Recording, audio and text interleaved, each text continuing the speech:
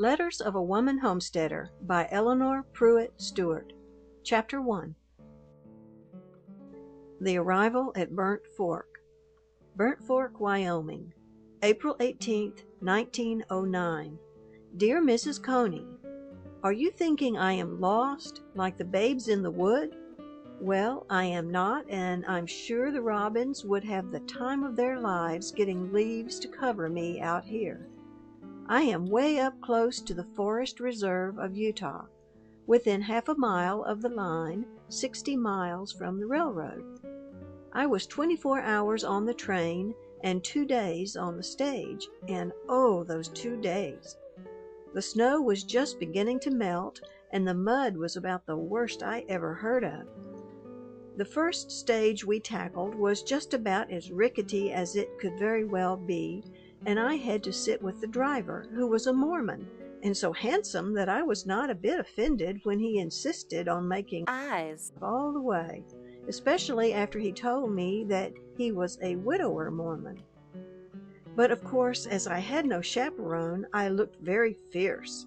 Not that that was very difficult with the wind and mud as allies, and told him my actual opinion of Mormons in general and particular. Meantime, my new employer, Mr. Stewart, sat upon a stack of baggage and was dreadfully concerned about something he calls his tukey, but I am unable to tell you what that is. The road, being so muddy, was full of ruts, and the stage acted as if it had the hiccups and made us all talk as though we were affected in the same way. Once Mr. Stewart asked me if I did not think it a gay dour trip.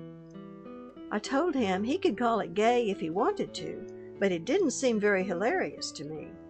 Every time the stage struck a rock or a rut, Mr. Stewart would hoot until I began to wish we would come to a hollow tree or a hole in the ground so he could go in with the rest of the owls. At last we arrive, and everything is just lovely for me. I have a very, very comfortable situation, and Mr. Stewart is absolutely no trouble, for as soon as he has his meals, he retires to his room and plays on his bagpipe, only he calls it his bug peep. It is "The Campbells Are Coming," without variations, at intervals all day long and from 7 till 11 at night.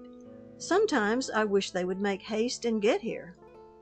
There is a saddle horse especially for me, and a little shotgun with which I am to kill sage chickens. We are between 2 trout streams, so you can think of me as being happy when the snow is through melting and the water gets clear. We have the finest flock of Plymouth Rocks and get so many nice eggs. It sure seems fine to have all the cream I want after my town experiences. Jerrine is making good use of all the good things we are having.